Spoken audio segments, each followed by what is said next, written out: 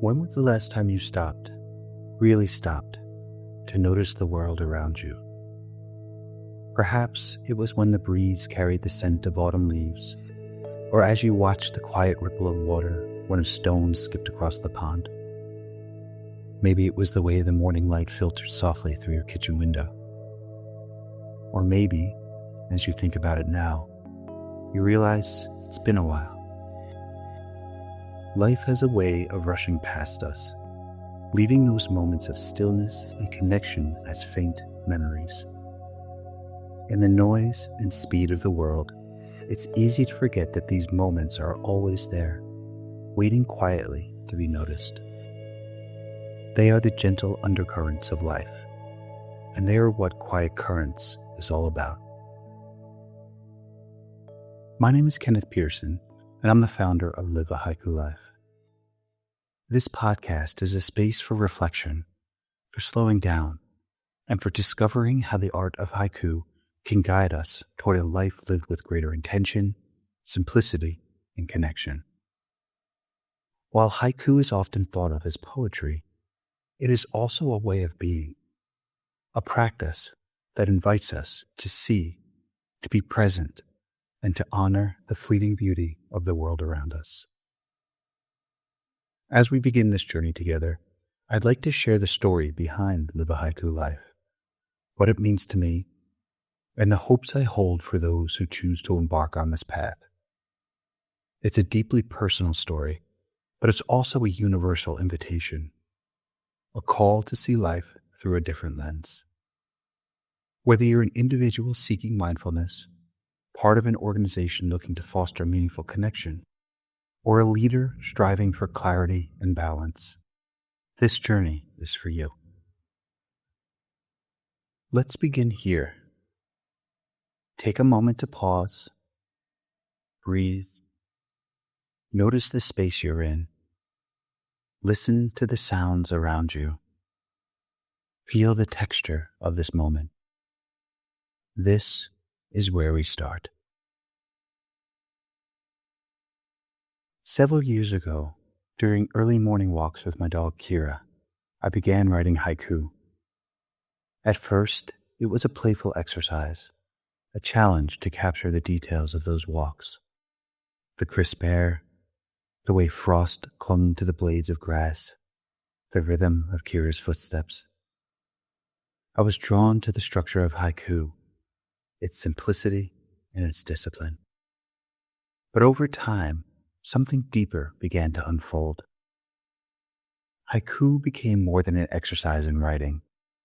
It became a way of seeing. I started noticing things I had never paid attention to before. The subtle shifts in the sky at dawn, the delicate balance of a single drop of water on a leaf, the quiet hum of life all around me. Writing haiku was teaching me to slow down, to pay attention, to connect, not just with nature, but with myself in the present moment. That sense of connection began to ripple outward. I started bringing the lessons I learned from haiku into other parts of my life. In relationships, I listened more deeply. In my work, I focused on what really mattered. As a leader, I approached challenges with greater mindfulness and clarity. And that's when the idea for Live a Haiku Life began to take shape. Living a haiku life is about more than writing poetry. It's a mindset, a way of being in the world that is guided by simplicity, presence, and authenticity. At its heart, haiku distills the essence of a moment. It asks us to look deeply, to let go of the unnecessary, and to honor what remains. It's an act of noticing, of being fully present, and embracing the beauty of the fleeting and the imperfect. In our lives, living a haiku life means bringing that same focus to everything we do. It's about noticing the small details, the ones we might otherwise rush past. It's about creating space for what matters, letting go of the need for more tasks, more distractions, more noise, and instead finding clarity and peace in simplicity. But living a haiku life isn't just about the individual experience. It's about how we connect with others, how we engage with the world, and how we lead. It's about creating environments, whether personal or professional, where simplicity, presence, and authenticity can flourish. At the heart of Live a Haiku Life are 10 guiding principles. These principles are not rigid rules. They are invitations, touchstones that remind us of what matters. They include ideas like embracing simplicity, which teaches us to focus on what's essential, and engaging in the present, which invites us to fully inhabit the moment we're in. They encourage us to observe with intent, noticing the world with fresh eyes, and to appreciate transience, cherishing the fleeting nature of life. These principles also guide us to connect with nature, to reflect and contemplate, to express ourselves with authenticity, and to practice non-judgment. They teach us to seek balance and harmony, and to nurture a creative spirit. Together, these principles create a framework for living with intention, clarity, and connection. Throughout this podcast, we'll explore these principles one by one. We'll talk about how they can shape your personal journey, enrich your workplace, and transform your leadership practices. We'll also delve into haiku, not just as an art form, but as a practice that invites us to see the world differently. One of the most beautiful aspects of these principles is their universality.